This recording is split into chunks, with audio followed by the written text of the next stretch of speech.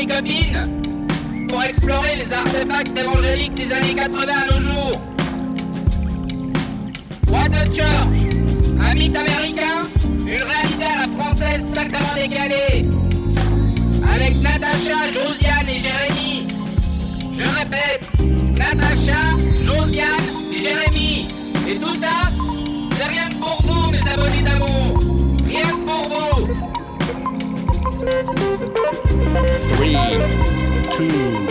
3,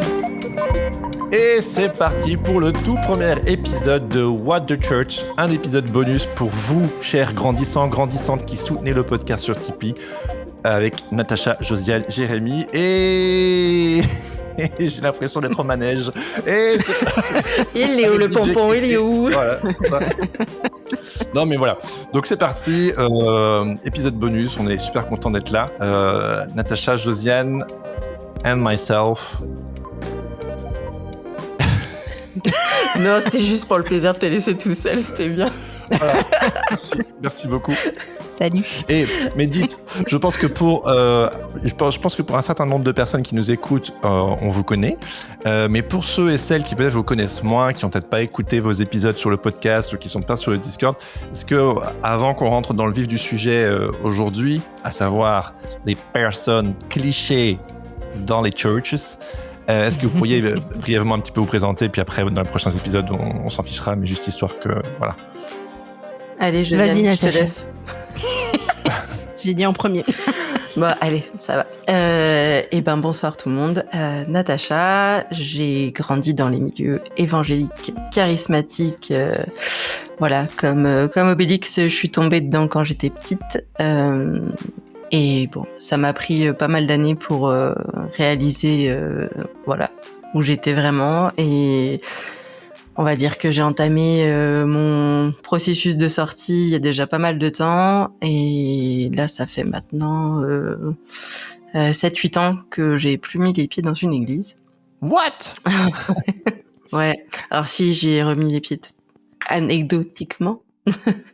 Pour un baptême ici, pour une fête de Noël. Non, même pas. Ouais, bon, pour un truc de famille, quoi. Mais, okay. Mais voilà, ça ne me manque pas. N'abandonnez pas vos assemblées. Pastor Joe.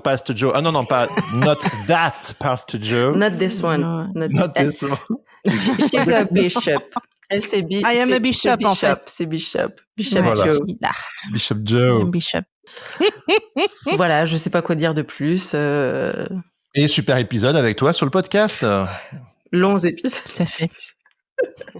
Je suis venu te chercher au fin fond de ta tanière où tu étais genre ouais. non, je ne veux pas qu'on me voie. Et puis chemin faisant, là, maintenant, ça y est, là, tu enregistres un podcast avec moi. Ah, un autre. Ouais. En tant que host, en tant que co-host. Ouais, t'as une très mauvaise influence sur moi. Ouais, je sais. Sorry, not sorry. Bon, Pastor Joe. Bishop. Pardon. Faudrait pas, faut pas confondre. Vas-y, Josiane. Oui, alors moi, je me suis réveillée un matin, j'ai décidé que j'étais bishop, donc j'ai ouvert ma secte dans mon salon. Là, ce soir, ils ont tous déserté, un peu comme Natacha il y a quelques années. Mais sinon, j'ai beaucoup de followers, voyez-vous. Plus sérieusement, moi, je suis pas née dans la marmite, mais je me suis laissée drag dans la marmite quand j'avais à peu près 20 ans. Il y a de cela à peu près 20 ans.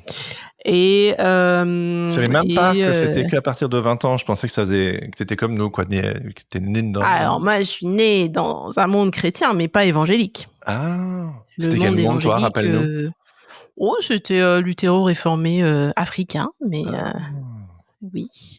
Voilà. Et donc l'évangélisme, on va dire que j'ai rencontré les milieux pentecôtistes quand j'avais 13 ans et j'ai adhéré quand j'avais 20 ans. Voilà, en résumé. Et je suis restée plongée dans milieu évangélique ou évangélique friendly jusqu'à il y a combien de temps? Il y a peut-être 10 ans à peu près. Ça a commencé à se fissurer. Je pense qu'il y a 5 ans, il y a eu le grand divorce, là. 5 ans, 2019, c'était quand même 2019? C'était il y a 6 ans. Avant le Covid. Bah, juste avant, mais voilà, le Covid a... Moi, j'aime bien cette ref. Tout ça. Je dis souvent que j'ai quitté l'évangélisme avant le Covid, en 2019. Parce qu'en 2020, on sait très bien qu'il y a pas mal de personnes qui ont commencé à se mettre sur pause, notamment avec le Covid. Donc, I'm legit. Voilà. Ouais, voilà. Donc, je continue à fréquenter des milieux d'église, mais pas évangéliques. Et Josiane, que j'ai aussi reçue sur le podcast, donc sur le fameux épisode intitulé « C'est quoi, c'est racisme et si l'Église fait partie du problème ?» Et Elle fait on partie du problème. Et depuis, c'est devenu une grande podcasteuse. Exactement. Maintenant, attention, elle est la host du podcast incontournable I Have a Dream qui s'est lancé. Et voilà. Tous les 15 jours, le vendredi. Voilà, c'est beau. Et non content de se lancer sur I Have a Dream, voilà qu'on s'est dit, pourquoi on lancerait pas à 3 What the Church, un petit side podcast un peu plus léger pour explorer les artefacts évangéliques des années 80-90 en résonance avec aujourd'hui. C'est quoi encore le slogan du podcast Vas-y Natacha, c'est toi qui l'as inventé. Oh punaise. Oui, mon texte. Prompt. Si, je sais. Un mythe américain, une réalité à la française. 3 petits points. Sacrément bien décalé. Ouais, c'est ça. Sacrément. Parce que c'est quand même un peu ça, ce dont on va parler. Exactement. Donc, ce podcast est pour vous si vous aimez nerder sur l'évangélisme made in France ou du moins en Europe francophone. Vous avez plus ou moins le même âge que nous. Ils sont vieux, quoi. Si vous avez proche de la quarantaine. Déjà qu'on est sur un podcast de niche, en plus c'est hyper réducteur pour l'âge. Ouais, 3. C'est niche de la niche. Non, mais les auditeuristes de podcast ont entre 20 et 40 ans habituellement. Donc, entre 20 et 40. Même si je crois que les vingtenaires... Donc on est young at heart. Ouais. Young. Non, maintenant les jeunes, ils sont sur TikTok et compagnie. Enfin bref. Aujourd'hui, chers amis... Me parle pas de TikTok, sinon je chante Steve le Poisson. C'est quoi Steve le Poisson? Ah, vous avez raté Steve le Poisson. Ah ouais? Ah ouais, non. C'est Steve le Poisson. Steve le Poisson. Non, mais je vous l'enverrai, je peux. Non, c'est Steve le Poisson rouge avec des bras et des jambes. Vous êtes passé à côté de cette trend de ouf. Sur TikTok. Ah bon, je vous l'enverrai. Ouais, sur TikTok. Ouais. Ah oui. On faudra mettre un extrait du coup. Ouais. Tiens, je mets un petit. Steve le poisson Steve. Il est orange. Il a des bras et des jambes. Le poisson Steve.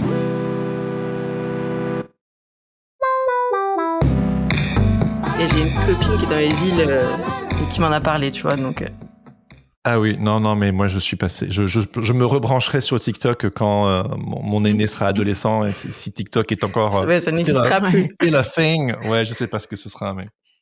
Bon, aujourd'hui, pour inaugurer ce premier épisode, on a décidé de discuter des personnes clichés dans les églises, stéréotypes et réalités. Et c'est Natacha qui a notamment potassé un peu tout ça. Donc, Natacha, je t'en prie, lead the way. Alors, on va quand même rappeler que c'est un podcast pour décompresser sur le sujet. Voilà. Et pour nerder, donc on va déconner un peu. Hein. J'ai potassé, mais gentiment. Hein.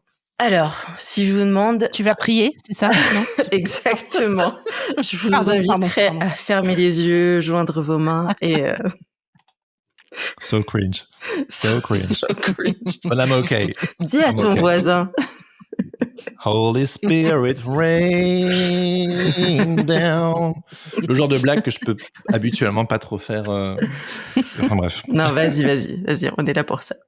Non, donc je t'en prie, vas-y. Alors, rappelons-nous de ces années 80-90, quand on poussait la porte d'une église évangélique. Qui est-ce qu'on remarquait? The Smoking Hot Wife. Non, ça c'est aujourd'hui. Non, ça c'est les années 2000. Les années 80, t'as raison, pardon, il n'y avait pas de Smoking Hot Wife. Et ma première question pour vous, c'est vous étiez quelle personne cliché? Alors, est-ce que je peux un peu tricher parce que j'ai les notes sous les yeux? Oh là là. On sait qui t'étais, toi. Ou pas, on fait comme si... Vas-y. Ah ouais. Non. Enfin, t'étais lequel, moi, j'étais le jeune radical. Ouais, j'étais le jeune radical. C'est genre. Alors, ce qui est marrant, c'est que quand on dit jeune radical, par les termes d'aujourd'hui, radical, je veux dire, c'est finalement tout soumis, tout moumou, tout gentil, rien de radical, quoi. Tout je veux dire. lobotomisé. Donc, non, moi, j'étais en effet le jeune, entre guillemets, radical qui filait droit bien comme il faut, quoi. Qui allait à toutes les conférences. Pardon, Bishop Joe. Non, je disais, Jérémy, il allait à toutes les conférences. On s'est croisés. Mais oui, exactement. Plusieurs fois. Exactement. On ne cite pas, mais oui. Moi, j'étais the youth leader. Voilà. Vraiment, voilà. Le modèle. Voilà. Absolument, le modèle. Toujours à côté des ados et des jeunes adultes. En train d'inspirer. You led the way. T'étais le youth leader et moi, j'étais le perfect youth. Absolument. Ouais. Celui qu'on veut avoir dans son groupe de jeunes. Ah ouais, moi je disais toujours que j'étais le dinosaure du groupe de jeunes, quoi. Tu vois, genre vraiment toujours présent, toujours là, quoi. Toujours là. Le fossile. D'ailleurs, c'est marrant parce que je suis à Déconstruction, j'avais vu une vidéo YouTube qui disait que les chrétiens ou chrétiennes qui déconstruisent n'ont jamais été chrétiens in the first place. C'est pour ça qu'ils déconstruisent. Et en fait, le gars, il déconstruisait ça en disant « Attendez, en fait, c'est totalement faux. La raison pour laquelle on déconstruit, c'est probablement parce qu'on était les plus chrétiens des chrétiens. Bon, c'est un américain, the most Christians of the Christians. Et que quelque part, on a tellement poussé le bouchon loin, quelque part, ou tellement pris sur nous, ou on s'est tellement adapté, ou que sais-je, que en fait, on a été amené à déconstruire parce qu'on a été un peu, finalement, trop loin. Donc, dire qu'on n'était pas des vrais chrétiens ou qu'on l'a jamais été, stop the bullshit, all right? Tu vois? Enough BS. Et toi, Natacha? Moi, j'étais le vilain petit canard. Moi, j'étais l'ado rebelle, j'étais l'ado en crise. La punk, avec les cheveux noirs. L'ado pour laquelle toutes les mères de plutôt. Ah, mais oui. Moi, j'étais celle pour qui tout le monde fait des petites réunions d'intercession pour. C'est vrai, c'était si inquiétant que ça. Disons que j'étais avec mes jeans déchirés, les pieds sur les bancs et mes mèches roses, ou bleues. T'étais une punk, quoi. Une punk rockeuse. Ouais, exactement. J'avoue, j'écoutais Nirvana plus qu'Exo. Oh là là, l'antichambre de l'enfer. Ah là, j'ai eu un choc mental. Là. Exo, bang. J'entre dans tes portes. Je sais pas si c'est eux. Non. En général, si tu veux le louer.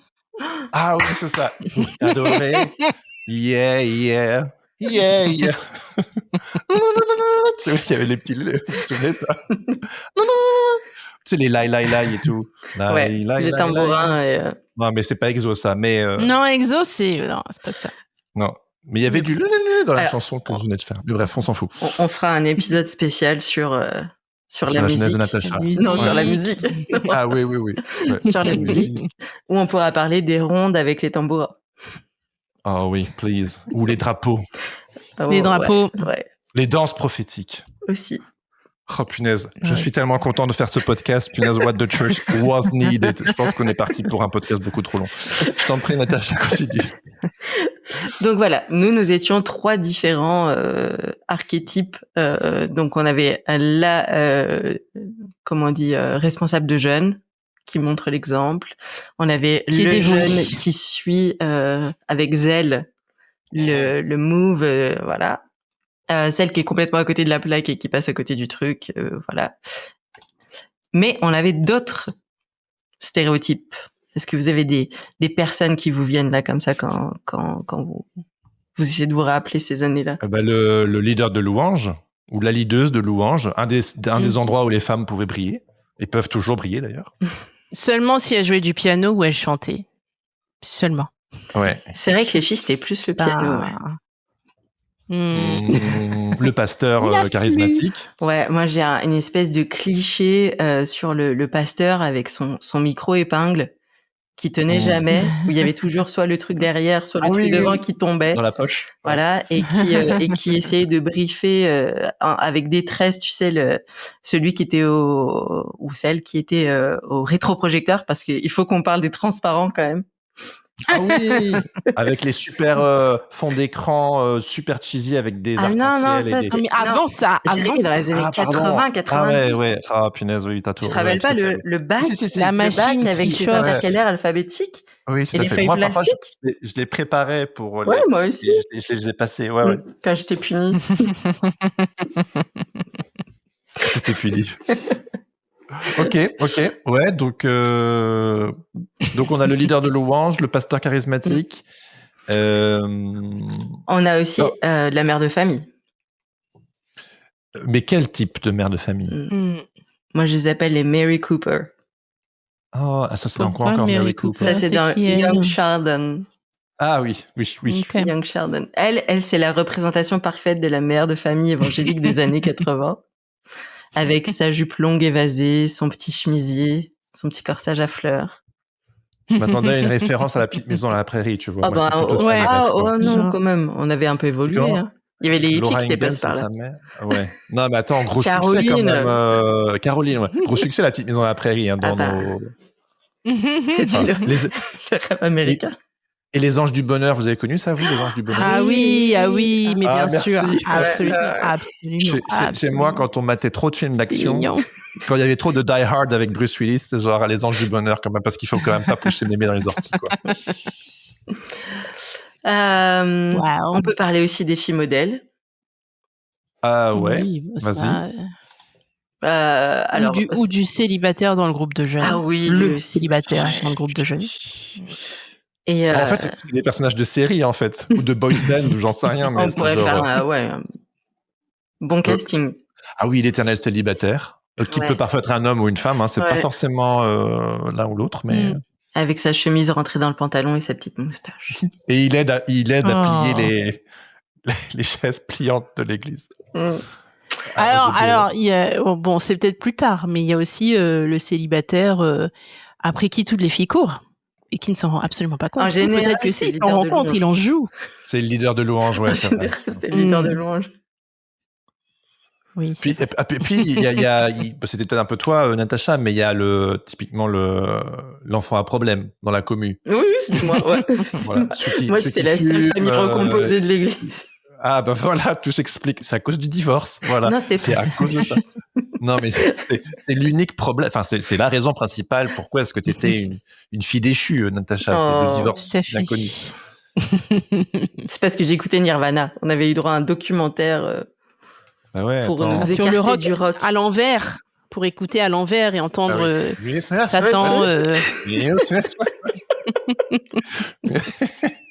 Holy Satan. C'est quand même une époque, hein. C'est une dinguerie. C'est quand même une époque.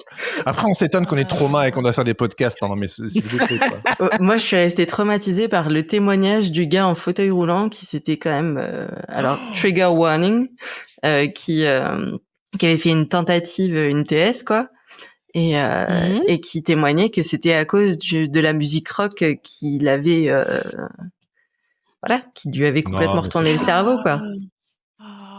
Voilà. Bah allez, bon dimanche les jeunes. Non mais retournez faire vos devoirs. Il y a, Josiane. Il y a aussi le prophète ou la prophétesse. Oui, vous savez, Madame Michu qui sort une parole comme ça en 11h58.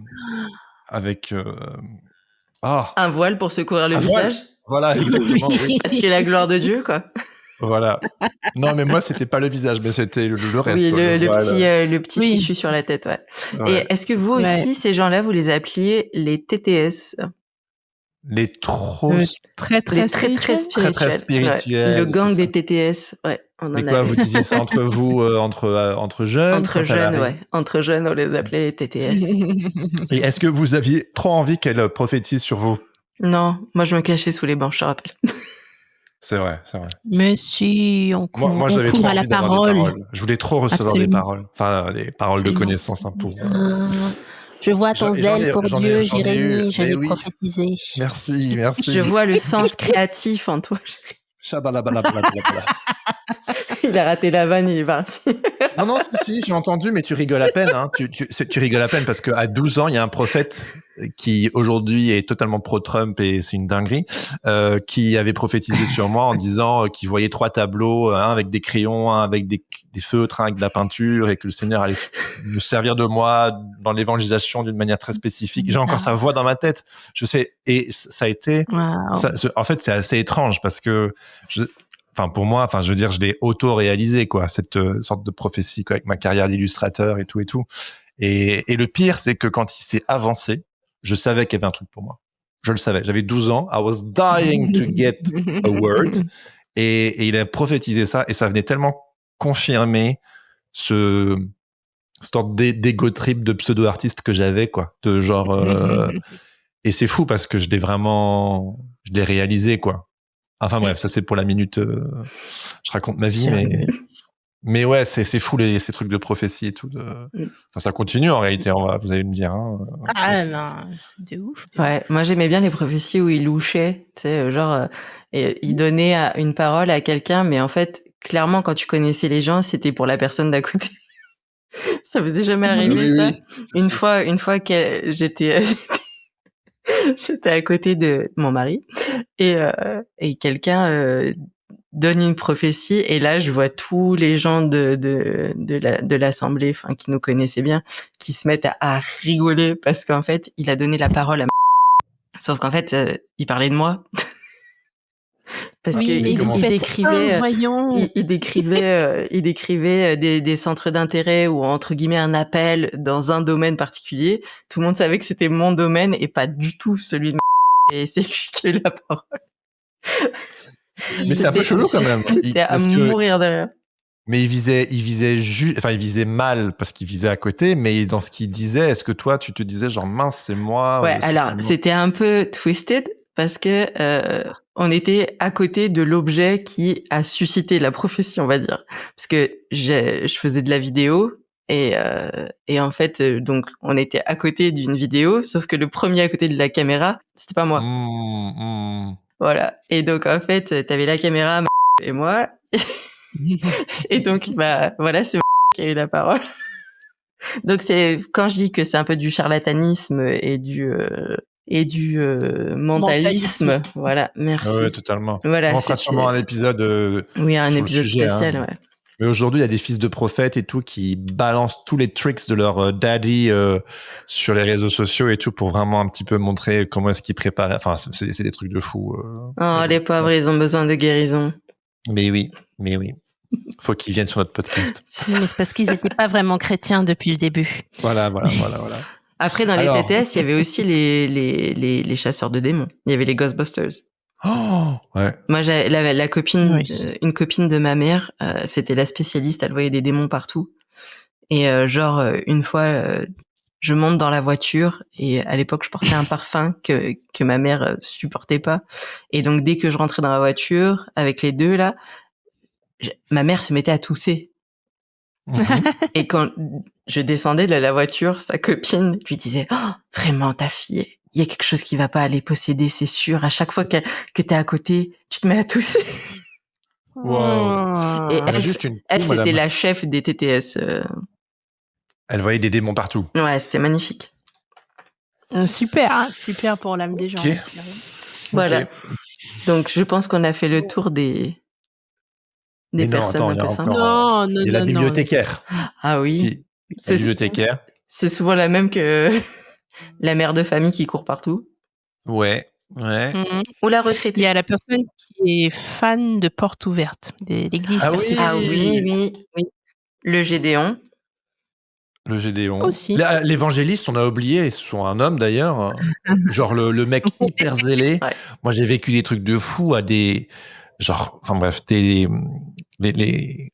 l'évangéliste de l'église, quoi, qui balance des dingueries comme ça, lors des soirées d'évangélisation ou les baptêmes, ou je sais pas, et qui te flingue un peu toute une ambiance tellement il va loin, tu sais. Ouais, qui est toujours un peu hyper gênant quand t'amènes des non-chrétiens. Hyper gênant, mais tout le monde dans l'église est un peu genre, ah, heureusement qu'il est là, et genre, il fait bouger les choses, mais ça va un peu fort, parce que le Seigneur vomira les tièdes, donc heureusement qu'il est là, parce qu'il est chaud. Donc oui, l'évangéliste, ouais. Et alors, les missionnaires aussi, les amis. Les missionnaires. Mais eux, ils viennent juste de temps en temps. Ils sont pas là tout le temps. Et t'as les aspirants missionnaires. De temps en temps. Et t'as le couple, oui, pardon, ça rejoint ce que tu disais, Josiane, ils sont pas souvent là, mais t'as un peu toujours le couple missionnaire un peu superhero, tu vois. C'est un peu genre, ils sont hyper sublimés, hyper et fantasmés. Et moi, parfois, j'en ai connu de ces couples comme ça que j'ai connus en dehors de leur église et que j'étais un peu genre, ils sont vraiment pas aussi super que dans le home church. Comment est-ce qu'on les projette, quoi. Mais bon, bref. Qu'est-ce que... mais qui d'autre dans les églises? Il y a le Theobro. Mais c'est genre l'étudiant en école biblique, là. Moi, l'étudiant en théologie. J'ai pas eu ce plaisir-là. Ah, si. L'étudiant en théologie. Il y en a toujours un institut biblique. Ouais, si, c'est vrai. Moi, j'ai fait une école biblique, donc mais c'est parce que mon responsable de l'époque l'avait fait que moi, je voulais faire pareil. Tu cumulais les mandats. Bravo. Ouais. Sorry. Mais justement, je pense qu'ils étaient un peu deg parce que je pense qu'ils m'avaient envoyé, parce que j'avais été soutenu par l'église, et je dis merci s'ils m'écoutent. C'était libre, mais je pense que dans l'idée, il y avait quand même une sorte d'idée de retour sur investissement, chose que je n'ai jamais fait. Donc, j'étais juste content. Rends l'argent. Ouais, c'est ça, rends l'argent. Oh là là là. Il y a la personne qui chante faux dans le groupe Louange ou qui n'arrive pas à garder le tempo ou des choses comme ça. Ouais, c'est qui bat des mains à contre-temps. Ouais. Mais qui est persuadé d'être appelé à être là. Oui, tout à fait. Tout à fait. Et est-ce que vous aviez aussi la mamie qui pince les joues? Ah non. Non. Moi, il y avait toujours une mamie qui pinçait les joues, là. Oh. Si, mais moi, j'avais un papy. J'avais un papy qui était... Et puis au moment où il te pince les joues, il te fait genre, tu sais, comme une petite leçon, comme un mini prêche, quoi. Genre, non. Tu sais que Dieu t'aime, ma petite ou mon petit. Nous, on en avait quelques-uns comme ça. À chaque fois qu'ils te voyaient passer, ils t'attrapaient et ils essayaient de te donner une petite parole d'encouragement. Ouais, finalement, je trouve que de tout ce dont on a parlé, c'est les meilleurs. Genre, là, j'ai mon petit cœur qui craque un peu quand je repense à... tu mets des visages? Jacques. Ouais, j'allais dire, tu mets des visages. Ouais, c'est Jacques. Pour moi, il s'appelait Jacques. Et il était super, Jacques. Ouais. Ouais, moi, elle s'appelait Agnès et elle m'appelait toujours ma doudou. Elle était antillaise? Absolument. Bon, je pense qu'on a fait un bon tour. Bon panorama. Et donc, à partir de là, du coup, qu'est-ce qu'on en fait de ces stéréotypes? Est-ce qu'ils ont évolué déjà? Est-ce qu'on retrouve les mêmes aujourd'hui? Alors moi, je suis plus dans les églises, mais... ouais, c'est ça. Est-ce qu'on retrouve les mêmes? Je crois. Il y a The Smoking Hot Wife qui est venue, qui est montée au classement, là. Avec son mari, pasteur, bobo hipster. C'est ça. Ouais. Mais ça, je trouve, c'est vraiment un truc qui est venu plus ces dernières années avec Bethel, quand même. Ouais. C'est Bethel qui a instauré ça, tu trouves? Bethel, I Hope, tout ça, ils ont commencé à avoir, tu sais, les premiers avec plus de tatouages assumés, on va dire, un look un peu plus cool. Et puis il y a Mark Driscoll, alors. Des jeans déchirés. Mars Hill Church, quoi. Pour moi, il y a ça aussi, c'est un personnage. Obligé de parler de Mark Driscoll. Ouais, mais bon, pour moi, le Smoking Hot Wife, c'est Mark Driscoll, c'est sa femme à lui. Quoi. Ouais, absolument. Et Mars Hill Church, c'était l'église où tous les punk rockeux, métalleux chrétiens allaient à Seattle, quoi. Tu vois, donc quand tu me parles de mecs un peu rock, c'est Mars Hill Church à Seattle, quoi. Tu vois. Ouais, The Rise and Fall, c'est ça, of Mars Hill. Ouais. mais en France, parce que là, on parle pour le contexte français. Donc aujourd'hui ils auraient peut-être pas trop de tatous, un petit peu quand même, parce que c'est un peu moins vu comme un péché. Un peu plus timide sur les tatous. Mais nous, j'ai envie de dire, peut-être en France, ceux qui ont le plus cartonné sur le créneau, c'est peut-être Hillsong. Ah oui, parce que quand même, je pense qu'on a tous entendu des témoignages de gens qui sont partis à Hillsong juste pour que leurs enfants aient des amis de leur âge ou ou parce qu'il y avait du célibataire à pécho. Tout à fait. C'est même pas drôle, c'est vrai, c'est littéralement, il y a de ça, quoi. Hein. Parce que tous les gens à Hillsong sont relativement beaux, quand même, il faut le dire. Je sais pas si statistiquement ça. C'est En tout possible. cas, je sais pas. En fait, je dis ça, mais j'en sais rien. J'y suis allé une fois ou deux. Apprêtés. Ouais, ils sont apprêtés, ouais, c'est ça. C'est ça, ça aide à rendre beau. Ouais, c'est ça. Quand t'es hipster. Mais c'est pas mal, Arranger le finalement, dans le dimanche. fond, vu que c'est quand même une culture qui est au niveau du corps, de l'apparence, c'est secondaire, c'est pas très important, faut pas trop prendre soin, faut combattre la chair, tout ça. Finalement, d'une certaine manière, même si évidemment, c'est pas du tout ma cam, mais Faut peut-être trouver un entre-deux au final. ouais, faut trouver un entre-deux. Ouais, je tiens juste à rappeler que Madame Houston, mère, là, qu'elle donnait des conseils aux femmes sur comment prendre soin d'elles pour que leur mari n'aille pas voir à côté. Ah Enfin oui, voilà, oui. une parenthèse fermée. Ouais. Donc on pousse ça. C'est parti Ça, d'un c'est côté. dit. Ça faisait tellement envie. Mais donc, ils sont en France. Ah. Ouais, je pense. Il y a le pasteur entertainer. Ça, c'est un truc. Et là, je trouve que ça évolue un petit peu. Les pasteurs qui font des blagues comme si c'était Gad Elmaleh ou je sais pas qui. Ah oui, c'est vrai. Oui. Ce genre-là. Avec des punchlines. Tous au même pasteur, mais voilà, on pense tous au même pasteur là, au moment où on se parle. Et aussi, un truc qu'on a vu qui n'existait pas avant, c'est que maintenant, dans les églises, il y a des enfants Instagrammables. Ah oui, ça, c'est un truc de fou.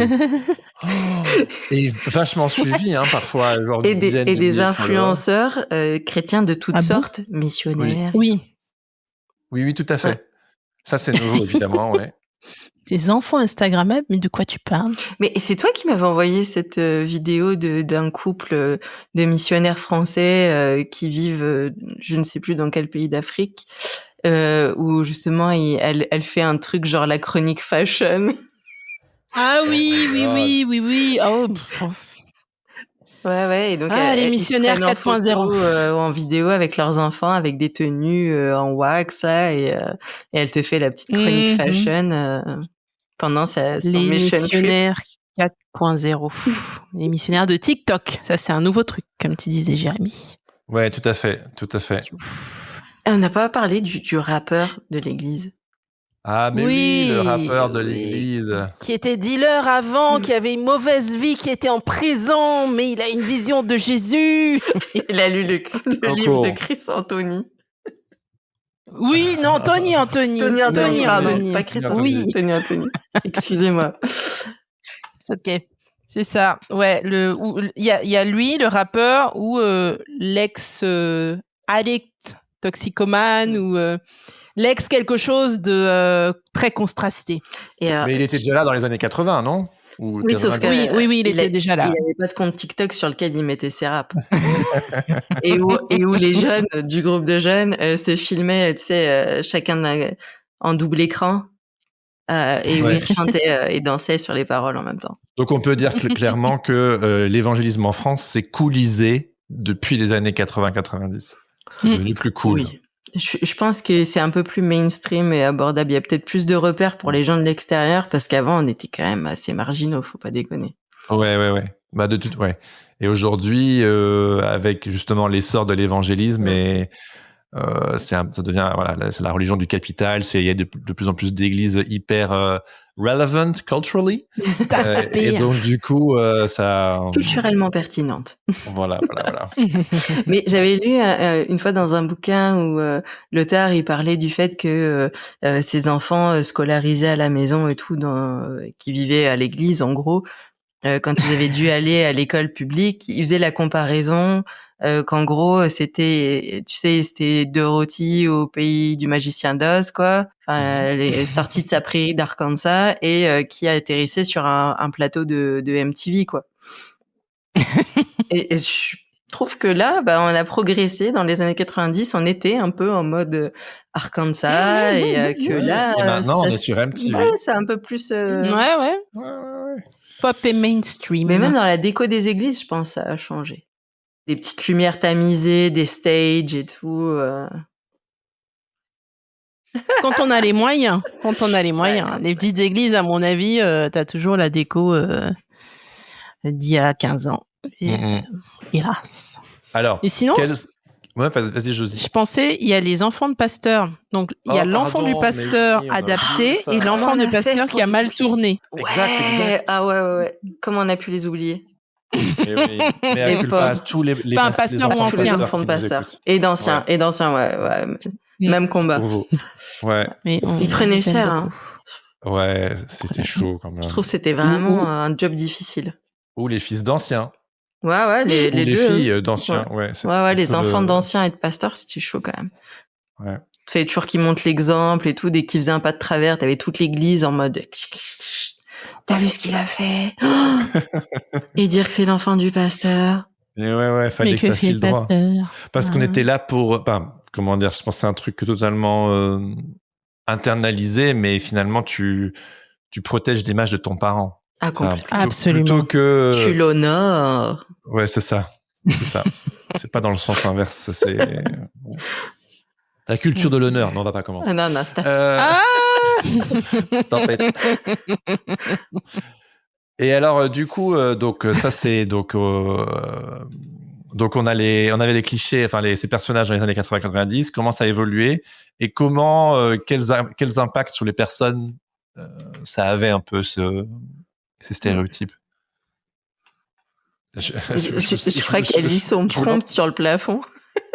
Non. Non, je pensais à un truc encore, mais ça c'est, je sais pas, c'est pas un personnage, c'est les chrétiens qui courent aux bénédictions, aux conférences. Oui. C'est aussi un type que tu revois toujours à la conférence quand il y a tel type d'appel, parce qu'ils ont mal aux pieds, ils ont mal au dos, ils ont mal à la tête, ils sont possédés. C'est tout le temps les mêmes. Dès qu'il y a le grand évangéliste en ville ou je sais pas quoi, Ouais. il y a des spécialistes. C'est vrai. Mais pardon. Et il y avait aussi les personnes qui se convertissent 5 fois. Enfin, qui vont tout le temps, s'avancent pour la prière de conversion, juste au cas où c'était pas sûr que pour être sûr d'aller au paradis et pas en enfer, parce que bon. Au cas où. Just to make sure. Voilà, c'est ça. Et on n'a pas parlé aussi des chrétiens papillons.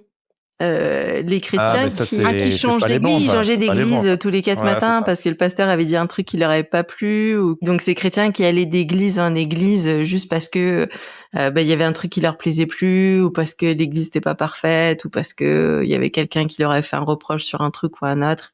Et dès que ça leur plaisait pas, bim, ils changeaient d'église et ils faisaient toutes les églises de la région, quoi. C'est ça. Et ils pourrissaient l'église d'avant. Aussi. Et après, ils pourrissaient la tienne. Mais finalement, je me dis que avec des lunettes d'aujourd'hui, c'était peut-être des personnes un peu plus... Non, peut-être qu'elles partaient pour des mauvaises raisons. En tout cas, c'était perçu comme ça. Mais elles avaient la liberté, se donnaient la liberté de papillonner. C'était mal vu. Ou le church shopping, c'est comme ça qu'on dit. Genre, c'est pas bien. En fait, aujourd'hui, je me dis, mais mince, pourquoi est-ce que je me suis privé toutes ces années où j'étais hyper fidèle à ma commu, les diverses communautés que j'ai côtoyées, mais vraiment hyper investies et hyper fidèles. En fait, dans ce contexte-là, dans l'absolu, je me souviens quand j'étais à Oxford, ville où il y a je ne sais combien d'églises et de diversité aussi au niveau de la chrétienté. J'ai été 4 ans là-bas. Il y avait des églises anglicanes, plein des libérales, des femmes, tout ce que tu veux. Et en fait, je n'ai que été dans mon église évangélique à laquelle j'étais rattaché. Je me dis, what a shame, quoi. 4 ans là-bas. En plus, Oxford, vraiment super ville. Je veux dire, je pense même qu'en termes de christianisme, il y avait des choses très intéressantes. Et j'en ai pas du tout profité, quoi. C'est dommage, quoi. Donc, voilà. Je pense que c'était un petit peu mal vu parce que ça faisait un peu esprit de consommation et que donc que t'avais pas compris l'évangile, parce que l'évangile c'est servir, c'est se donner, etc., s'investir, être engagé, voilà, fidèle dans les petites choses. On n'est pas des chrétiens du dimanche matin. Ouais, c'est ça. Ouais. Oh punaise. Et puis c'est nous qui avons la vérité, Jérémy, dans notre église, chez nous. C'est vrai. Ouais. Oh là, on en voit plein de refs là à la seconde, ça fait du bien. Hein.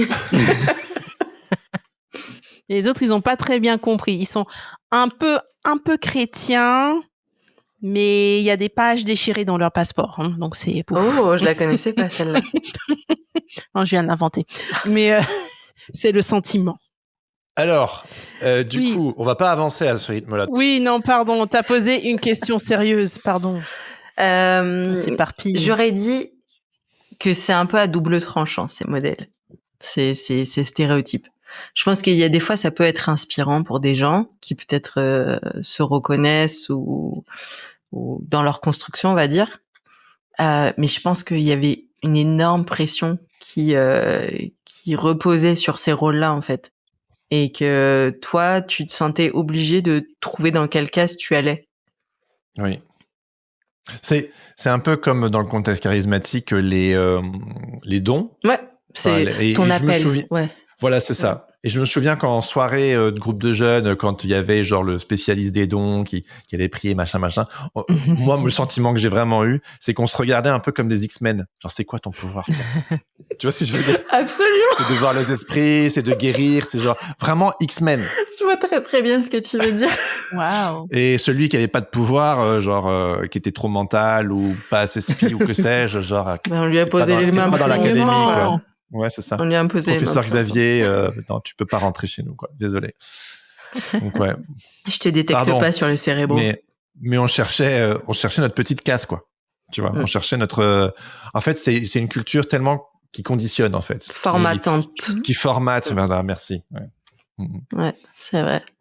C'est vraiment un truc inhérent. Alors, je trouve dans les églises évangéliques, je suis pas trop allée dans d'autres types d'églises, un petit peu vite fait, mais en tout cas dans les églises évangéliques, oui, il y avait vraiment des stéréotypes conditionnants où tu suivais ton petit chemin et tu marchais pour arriver vers un objectif et il fallait pas trop déborder, quoi. Donc forcément, tu finis par rentrer dans une case. C'est un plan de carrière. C'est ça. Non, mais vraiment, c'est le chemin un peu tout ça. tracé. Ouais, c'est ça. Il faut, si tu veux réussir, il faut vraiment être discipliné, bien suivre le truc et tout. Ouais, il faut être parfait. Pour moi, c'est ça le problème, c'est que derrière tout ça, tu as quand même un fort encouragement à être parfait. C'est pas dit, mais quand même, soyez saints comme je suis saint, soyez parfaits comme je suis parfait, tout ça. Et donc, parmi tous les stéréotypes et modèles qu'on a évoqués, ceux qui étaient perçus comme positifs, je trouve que il y avait beaucoup de poids pour tenir le truc, en fait. Parce que oui, tu dois montrer l'exemple, être comme Jésus tout le temps. Voilà, pas assez d'espace pour que les gens soient juste des gens. Et voilà, et qui vivent comme ils peuvent. Enfin, je ne sais pas. Mais voilà, moi je trouve qu'il y a vraiment beaucoup cette attente que les gens soient proches de la perfection. Du coup, dès que tu fais le moindre truc qui n'est pas foncièrement mauvais, mais qui sort du moule, ça prend des proportions cosmiques. Ah oui, c'est clair. Tu vois, t'as raté une réunion de prière. Bon, il y a des églises, c'est très grave. Hein. Comment ça, t'étais pas là? Allô, Natacha? Hier, t'étais où? On est dans les années 80, j'ai pas de portable. Ring, ring, allô? Tam, s'il te plaît. Sur MSN. Pour rien, quoi. Un petit whiz. Ah bon? Comment ça? Tu as préféré aller voir un match de football que venir au culte le dimanche? T'as regardé Charmed, t'étais devant Charmed. Non, je suis allée au concert de Trio. Ah bah voilà, encore pire ça, t'as les fumées de la Au lieu de venir à la louange avec Exo, non mais franchement. Alors soyons clairs, dans un concert de Trio, t'avais pas besoin de fumer. Hein. Ouais, la salle fumait pour toi. Ouais, c'est ça. Mais et puis c'était vraiment du conformisme. Enfin, et puis à tous les niveaux. Enfin, je trouve que ce soit dans l'apparence, dans l'attitude, dans le langage, même dans l'expression de la foi ou des rites, des prières et tout ça. T'avais quand même des codes tout le temps. Et c'est pour ça qu'aussi les gens de l'extérieur avaient toujours un regard un peu intrigué sur les communautés évangéliques quand même. Je pense que c'est toujours un peu le cas. Parce que vraiment un monde à part. Ouais, c'est clair. Enfin. Souvent, on entendait le témoignage de la personne qui disait « Je me suis longtemps demandé si c'était une secte. » Et en fait, maintenant, c'en est une. Pas, et ça me fait bien.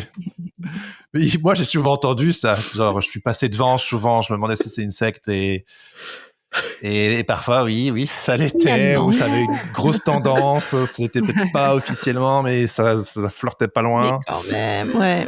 Ouais, Cette ouais. phrase, elle est folle. Mm. Ouais. Ouais. Donc oui, ouais. Mais ça continue aujourd'hui, hein, pour le coup.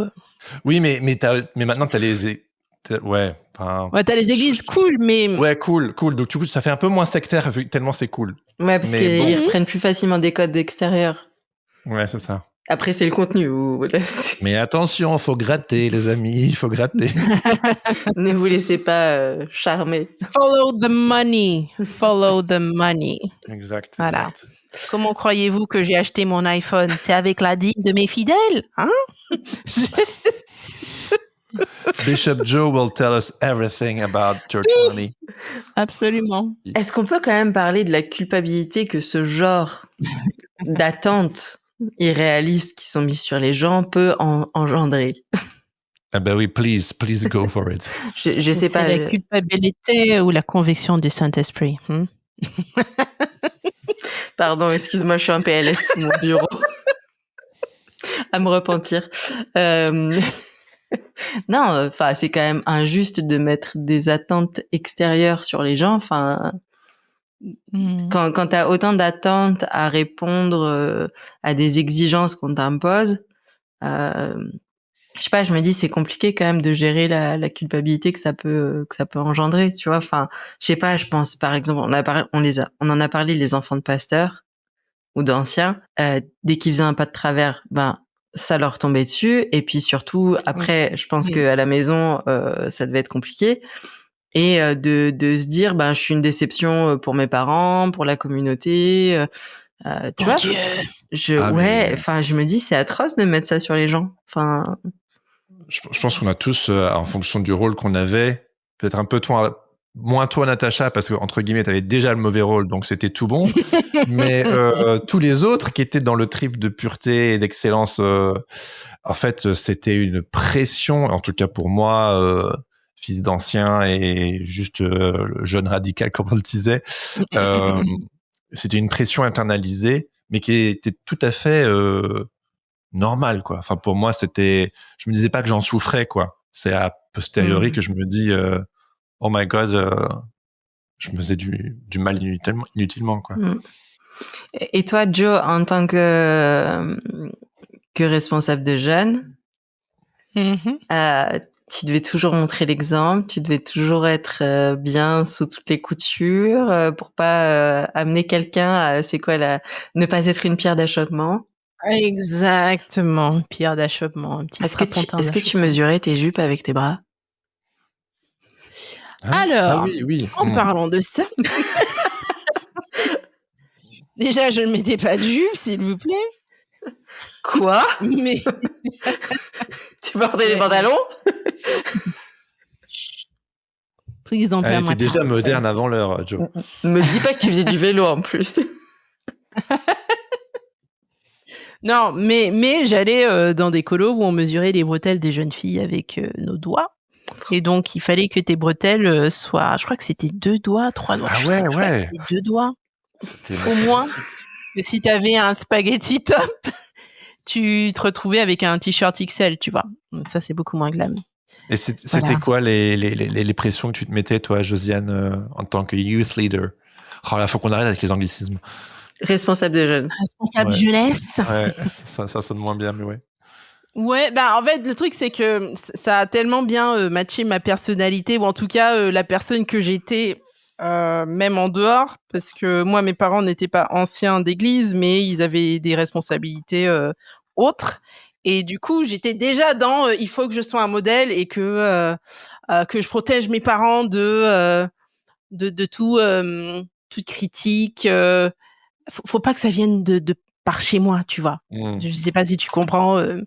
Faut que je sois bien, parce que comme ça, c'est une belle vitrine pour mes parents. Ouais. Mais du coup, tu ramènes ça dans l'église, enfin dans une vie spirituelle, communautaire, machin. Moi, ça a très bien marché. Il ne faut pas être une pierre d'achoppement pour les jeunes, donc ça, ce verset-là, le nombre de trucs que tu t'autorises pas à faire parce qu'il faut pas être une pierre d'achoppement pour l'autre. Et je me demandais, Josiane, ça c'est la minute gossip, mais est-ce qu'en tant que responsable de groupe de jeunes, t'étais pas saoulé par les jeunes qui voulaient te matcher avec quelqu'un, tu sais? Genre, il y avait des bruits de couloir sur la responsable ou responsable qui, en fait, te fait de l'œil à telle autre personne dans l'église et qu'on te verrait bien avec, tu vois. Church gossip. Bah alors ça pas trop quand même. Il y a eu, mais j'étais en fait dans mon groupe de jeunes, il y avait aussi des pères, donc des gens de mon âge.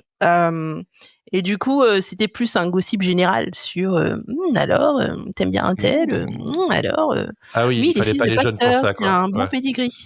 Ouais, fallait quand même que C'était une les ligue. personnes, C'était une elles aient ligue. un standing, ouais. Ah oui, en fait, Ah, si t'étais oui. responsable de groupe de jeunes, enfin, t'avais déjà un certain pédigré et tu savais que tu pouvais taper entre Et in your guillemets league. dans la même ligue pour éventuellement trouver la bonne personne, quoi. De toute évidence, ça n'a pas marché. Shit. Pourtant, on en a vu des jeunes Oh là, prometteurs. faut aller en Ah là thérapie, là. hein. Faut aller en parler. Là. Absolument. Oh my gosh.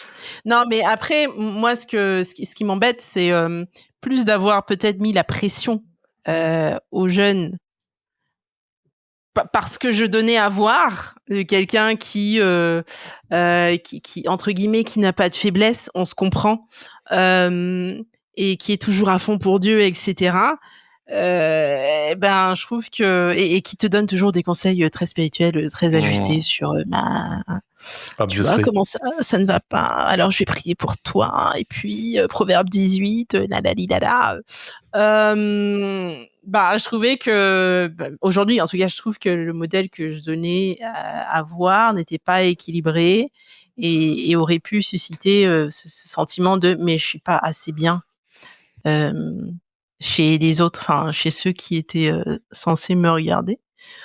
Mais c'est un truc, voilà, ça a mis du temps à Faire le déclic. se fissurer et puis à se casser. Encore une fois, parce que c'était toute ma personne, donc c'était pas juste moi à l'église, mais c'était moi globalement. On fonce, on regarde pas à droite à gauche. Ouais. Je cours le bon combat. Je mène la bonne. Tu cours la bonne course. Ouais, c'est ça. Comme Paul. Je mène la bonne course. Je combats le bon combat. Si tu cours le bon combat, ouais. Alors, Ouais. est-ce Après, que ouais, vas-y. juste un dernier truc, je trouve juste moi ce que je rajouterais, c'est le côté anxiogène de la théologie parfois. Tu vois, vous avez grandi là-dedans, donc forcément quand vous étiez gamin, on vous a appris des chansons sur peut-être que Jésus reviendra ce soir, tu vois. Je trouve que Évidemment. Rapture, l'enlèvement. Ouais. Cette ombre ouais. omniprésente. Ouais. Mais ça par contre, j'étais pas à l'aise, tu vois, de ce truc où il faut constamment se checker de faut pas que je fasse des bêtises parce que je risque de perdre mon salut, peut-être que Jésus va venir et puis left behind. J'ai eu un flashback de dingue où je me suis revue à l'époque où j'étais ado en crise et où je suis rentrée chez moi et où personne de ma famille ne répondait au téléphone, personne n'était à la maison. Et je me suis dit, ça y est, c'est arrivé. Holy fuck. Mais je sais, mais tellement conditionné au David Wilkerson et à la vision et au machin et au truc que ouais, un jour je me suis vraiment fait un petit coup de flip toute seule. Ouais, exactement, ce livre. Oh. Moi j'ai la vieille version. Choc mental. Ouais, gros choc mental. Mais tu vois, un jour je me suis vraiment posé la question. Vu qu'on n'avait pas de portable à l'époque. Ouais. Je reviens sur votre question. Ça met un peu de temps. Je suis en mode diesel. Mais je trouve que typiquement, je me suis pas autorisé beaucoup de choses. Et notamment, il y a tout un pan de ma vie où j'aurais pu développer des amitiés avec mes copains de promo, avec mes copains d'enfance, etc. Mais l'église m'a tellement engluée. Et le sens de il faut être là, faut être steady et fidèle et machin, ça m'a empêché de faire autre chose que ça. Et je regrette beaucoup aujourd'hui. Mais bon. Ouais, je suis tout à fait d'accord avec toi, Josiane. Ça, c'est aussi un truc que j'ai vécu, hein. Vraiment, c'est une sorte de regret quand même de toute cette vie un peu parallèle. Donc ouais. Mais tu voulais encore ajouter quelque chose, Josiane ? Non. Bon, J'ai vu la lumière. on pourra continuer sur les dérives et l'impact des stéréotypes, etc. Mais il me semble qu'il est venu le moment de la chronique What Did the Church Do Again? Jingle! Yeah. What did the church do again? Une chronique de Joël Le Pelletier. Et on est super content d'accueillir Joe. Salut Joe. Coucou. Du coup, Salut. première... Joe était parti là. Elle était Ouais, genre je suis bang partie, la chronique. moi je suis Allez, à la hop, radio, c'est les parti. gars. Voilà, c'est Formation ça, genre. c'est à toi, professionnelle. Pas le temps de niaiser là. Bing, Et c'est tu viens parti. faire ta chronique, c'est tout de suite, quoi. Voilà. Donc là, Allez, je viens faire ma vas-y, fais ta chronique. chronique. Let's go. Et ben oui, du coup, première chronique avec ce titre qui est quand même un peu imbitable, mais bon, écoutez, je vais faire avec. J'avais réfléchi, j'ai pas trouvé d'idée de génie parce que bon voilà, le génie c'est pas forcément de faire des refs 25 ans d'âge du style tu pousses le bouchon un peu trop loin, église. Voilà. Donc j'avais pas d'idée, bref. Et en tout cas, un gros kiff de revenir à l'exercice de la chronique parce que ça fait un long moment que j'étais un peu en pause de tout ça. Et je vais donc essayer dans cette chronique de traiter de petits points d'actu avec un peu de recul et surtout de l'humour. On verra si ça fonctionne. Bon, normalement, Natacha a toujours été une bonne publique de mes blagues. Ouais, moi je suis un bon public. Ça devrait aller. En tout cas, pour cette première chronique, vraiment, j'ai été vraiment bénie. Dieu était avec moi car jeudi, c'était la première des traites sur M6 avec parmi les candidats le pasteur Cospiel, dit Pierre Baudin de son vrai nom. Donc, est-ce que vous êtes hypé autant que moi? Ouais, on est dessus, on est à dessus. bloc. On est à bloc. Donc, voilà. Donc déjà, bon, moi j'aimerais bien savoir comment on est passé de Pierre Baudin à Cospiel. Genre, je me donne un pseudo façon archange. Donc Michel, Ah ouais. Raphaël, Gabriel, Et Cospiel. Cospiel. Bon. J'étais déjà fatiguée. Voilà. Donc sinon là, on est sur ce petit blondinet avec sa vieille barbichette là à 3 poils qui se prend pour un pasteur black, et là je cite Josiane, et qui avait donc clashé avec nos potes de mauvaise foi, pour à eux, parce Oui, c'est vrai. parce que je crois que c'était à propos que la musique du monde c'était très mal. Bah évidemment. Voilà, tout ça pour se retrouver donc à la télé du monde, avec des chanteuses du monde, comme Liane Folly par exemple. Ah mais C'est pour être un témoin. D'ailleurs, peut-être anecdote, à un moment, il y a Liane Folly qui fait un peu en mode oulala, j'ai chaud, et genre elle écarte son chemisier, et là, pouf, il balance la caméra, et Cospiel qui dit moi j'adore Liane Folly, elle est vraiment super drôle. Bref, donc des chanteuses du monde, des personnalités du spectacle du monde, des influenceurs du monde, dans une émission où il faut mentir. Mais tout ça, c'est pour Jésus, et pour Jésus, et surtout la fame. On peut tout accepter. Donc, bon, personnellement, comme j'ai pas que ça à foutre, je ne suis pas Cospiel sur Insta, je vous le confesse. Donc, j'avais pas anticipé, apparemment, on le voyait déjà sur son Instagram, que le gars allait se déguiser en pasteur avec le petit clergyman, donc comme un vicaire anglais, avec le col blanc. Style blanc. Ah, il joue son du col propre romain. rôle. Donc Ok. comme un bon vieux Ouais. curé. Et Ouais, Don Camillo qui vend des lustucrus, Cospiel qui va nous vendre Jésus il est sur terre en prime time. Bien sûr, ça ne fait pas l'unanimité. Les vrais évangéliques le savent. Cospiel est un faux pasteur. D'ailleurs, vous pouvez cliquer dans Google, parce que dans le top search, quand tu tapes Cospiel, le troisième truc qui sort, c'est Cospiel faux pasteur. Ah ouais. Non. Mais non. Je vais Voilà. Google. Je n'invente Qui a osé. rien. Et donc, j'ai vu passer sur X un somptueux « Comment appelle-t-on un pasteur 2.0 qui porte un col romain ?» Point d'interrogation. Traîtrise ou prêtrise? Point d'interrogation. Hashtag le traître. Hashtag guignol. La fin est proche. Bref, je me suis tapé le premier épisode, c'était absolument horrible. Merci pour cet Vraiment, évangisme. la petite crise de rire quand le mec, à un moment donné, bon, il a Éric Antoine, le présentateur, au téléphone, et ensuite il doit répéter ce qu'Éric Antoine lui a dit, et genre sans mentir, rien, il a juste à répéter un peu la phrase qu'il lui avait dit, mais il y avait 3 mots un peu compliqués, et là, tu vois que le gars, en fait, tu le sors de son baratin de pasteur pentecôtiste africain, il sait plus quoi dire, quoi. Et il aurait pu les placer au Scrabble ou pas? Non, mais c'était un truc genre, je sais plus.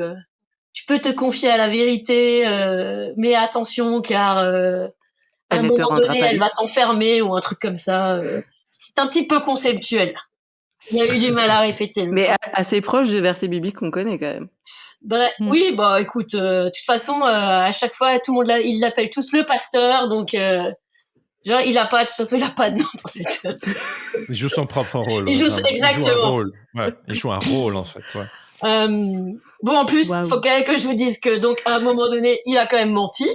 Il n'a pas été démasqué, mais vraiment quel vilain garçon. Mais après, bon bah, c'était pour gagner pour Jésus, donc voilà. Ça, je pense que finalement, c'est acceptable. Après, Et clairement, est-ce on que est c'est- sur le jeu le plus pourri, avec le pire que l'internet francophone des wannabe pasteur stars avait à nous proposer. Du coup, bon, j'ai réfléchi à d'autres concepts pour M6. Alors, on t'écoute. Je suis un peu partie. Donc, bien sûr, bon, mon top programme, ça sera marié à la première prophétie. Ah ouais, c'est bon ça. Donc, des célibataires qui veulent faire un beau mariage chrétien et donc ils s'en remettent à 2 prophètes pour leur trouver l'époux et l'épouse parfaite dans le plan de Dieu. Ouais. Et, C'est excellent ça. et donc, je sais pas, peut-être ils partent se marier à Reading, California, Bethel Church. Ouais, évidemment. Voilà. L'équivalent français. Et ensuite, deuxième programme phare auquel j'ai pensé toujours pour M6. Alors, Conversion Express. Donc, tu vas faire une course dans laquelle tu dois évangéliser tous tes chauffeurs. Okay. Donc, en fait, tu les payes avec les sous de l'église qui t'envoie, comme tout bon missionnaire voilà, le fait. Et donc, le binôme qui ramène le plus de conversions à la fin de l'étape gagne. Ouais, c'est très bon. Et ils ont 2 € par jour aussi pour bouffer ou ils ont un peu plus? Ils ont, enfin, ça dépend si les membres de l'église, ils ont donné la dîme ou pas. Ah. Je pense. Et bien sûr, je me suis dit, bon, on peut pas faire des trucs comme ça, des concepts sans quand même penser à notre émission, Le Bachelor. C'est indispensable. Enfin bon, évidemment, là, c'est sûr que ça va ressembler beaucoup plus à La Flamme qu'au Bachelor. Mais voilà, je pensais à une petite version groupe de jeunes. Donc, quelle fille repartira au bras du jeune stagiaire de l'IBG pendant l'interrogation? Ou au leader des louanges. Au terme d'incroyables études bibliques sur la soumission de la femme, des dates pour faire du porte-à-porte en binôme, et surtout à la nuit de prière au Kanski où le nom de l'élu sera enfin révélé. Michael, acceptes-tu cette blague de pureté? Nathaniel, je t'obéirai pour toujours et je n'écouterai jamais Hérétique le podcast. Bref, finalement, je crois que je vais un peu retomber sur mes pattes parce que finalement, ma chronique, c'est un peu cauchemar en église. Ouais. Donc, merci de m'avoir laissé être votre Philippe Etchebest, les amis. Oh, magnifique. Bravo, merci. C'est de toute beauté. Bon, je vois que vous avez bien rigolé, donc toi.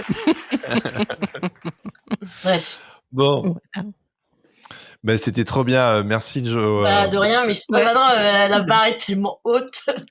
Punaise, mais en Clairement. fait, j'avais loupé le premier épisode, j'avais suivi le teasing avec Cospiel, mais j'ai totalement zappé de regarder le premier épisode. Ça me donne quand même un petit peu envie de regarder quand même le premier épisode. Oui, écoute, si t'as 1h30 à perdre, je peux te dire. Franchement, mais à l'heure où on parle, il y a le 2e épisode qui était en train de passer, hein, donc. Ouais. Mais il est allé à l'école, ce garçon? Ah, je sais pas. Et Vraiment, j'ai une autre question. Il gagne quoi à la fin? Alors, d'après ce que j'ai compris, il joue pour des associations. Mais C'est 10 du 000 coup, euros lui, versés il avec joue pour une assoce qui s'appelle genre Tout pour le Royaume. Ouais, c'est ça, exactement. Mais bon, là quand même, il m'a, C'était inloupable. mais il m'a régalé, quoi. Ah bah oui. Mais tu vois, je serais curieuse de savoir si c'est genre lui qui s'est inscrit ou si c'est eux qui sont allés le chercher. Alors, normalement, les traites, c'est pas des lambda, c'est des célébrités. Célébrité, c'est la fame. Donc, il a été cherché. Waouh. Ouais. Bon. On pourrait encore parler des heures, hein, les amis. Mais en vrai. je vois l'heure qui tourne. Et franchement, alors, tu nous as pas entendu, Joe, au début, mais tu pourras tout réécouter ça très prochainement. J'ai absolument hâte. Franchement, c'était sympa de pouvoir juste balancer comme ça, tranquille. Est-ce qu'on a un peu fait le tour de la question de ce qu'on voulait dire, Josiane et Natacha, ou est-ce qu'il y a des choses que vous dites, il faut quand même à tout prix qu'on aborde ça avant de raccrocher? Est-ce qu'on n'a pas juste envie de finir en disant aux gens que s'ils sont encore dans ces milieux-là, qu'au moins ils restent qui ils sont, peu importe les cases. Voilà, dropping Ouais, the c'est mic. pas mal, ça. Genre, be who you are. That's enough. C'est assez. Ouais, mais cela dit, hein, moi je me souviens, j'ai discuté avec quelqu'un de ça il y a pas longtemps et qui me disait qu'il y avait cette idée de, enfin, il y avait, désolé, c'est peut-être politique 2 secondes, mais un peu cette sorte de politique gauche-droite ou genre woke ou pas woke, machin, qu'il y a un peu ce truc que du côté gauche que c'est genre you do you, be who you are, alors qu'on est censé être, se laisser transformer par Christ, genre, et qu'on est censé être changé. Alors évidemment, moi j'ai plus la même compréhension de ça aujourd'hui, mais voilà, c'est tricky, quoi. Comme c'est vrai. Je me suis fait cette même remarque en écoutant un podcast aussi cette semaine où ouais, pareil, les gens disaient qu'ils avaient envie d'être eux en fait, et je me suis dit c'est vrai que quand on était dans l'église, on nous disait qu'il fallait toujours que nous finalement on disparaisse pour laisser la place à Christ. Tu diminues pour qu'il grandisse. Voilà, c'est ça. Et mais au final, pourquoi s'être donné autant de mal à créer autant de gens différents si c'est pour que tout le monde se ressemble? Et tout le monde supprime qui il est. Oui, et tout le monde s'auto-annihile, ouais, aussi. Ah, moi, le jour où vraiment c'était un peu plus quelle que soit la compréhension de Dieu que je peux avoir ou du Christ que je peux avoir aujourd'hui, c'est un peu genre le soulagement d'une certaine manière de genre tu m'accueilles comme je suis. Oh merci, ça fait tellement du bien. Alors que dans l'absolu, on me dirait, mais on te l'a toujours dit depuis que t'es petit, mais je suis un peu genre oui, mais en fait pas vraiment comme ça. Enfin, je veux dire, c'est genre le vrai, genre sans devoir tout le temps essayer d'atteindre une sorte d'absolu inatteignable, quoi. C'est insupportable, quoi, sur la durée. C'est insupportable. Mais bon, désolé, je vais ramener un verset dans la sauce. Bishop Joe. Bishop Joe. Listen to the bishop. Non, mais en fait, ça me fait penser à un mec que je suis sur les réseaux et qui parle beaucoup de Greatest Commandment Theology, donc la théologie du plus grand commandement. Et il dit, mais vous êtes là, vous êtes censés aimer Dieu, aimer les autres et vous aimez vous-même, mais à l'église, on vous apprend pas à vous aimer vous-même. Et du coup, ce que vous donnez aux gens, c'est pas de l'amour. Si vous n'arrivez pas à vous aimer vous-même, au mieux, vous êtes en train de, je sais pas comment il dit ça, enable people, mais pas, vous n'êtes pas en train de les aimer. Et moi, ça me fait beaucoup réfléchir tout ce qu'il raconte autour de ces 3 trucs-là. Et je prends bien conscience que effectivement, dans l'église, on n'apprend pas forcément aux gens à s'aimer. Au contraire, on t'apprend à ne pas te faire confiance et puis voir Jésus comme le truc ultime. Et oui, Jésus est peut-être le truc ultime, mais voilà, c'est compliqué, l'incarnation, l'acceptation de soi, l'amour de soi, tout ça. Ouais, parce qu'il faut tuer la chair, quoi. On t'encourage à te... La chair. Et c'est intéressant ce que tu dis. J'ai une amie qui était tout le temps hyper gênée du fait que c'est dans l'église qu'elle avait le plus entendu des prières du genre Seigneur, donne-moi de l'amour donne-moi de l'amour. Tu sais, pas genre I need love, mais genre donne-moi de l'amour pour ces gens, tu vois. Et genre, en fait, c'est un peu genre, pourquoi est-ce que tu es tout le temps là à demander à Dieu, genre, donne-moi de l'amour pour les gens, alors que c'est censé être, enfin, je veux dire, ça devrait être quelque part naturel, peut-être encore plus en tant que chrétien ou chrétienne. Et puis il y a ce truc de, tu sens presque le fait que genre, je les aime tellement pas, je t'en prie, genre, Alors, j'ai deux questions. Aide-moi à les aimer. Était-elle vraiment convertie? L'as-tu vu prendre la scène sereinement? Ouais.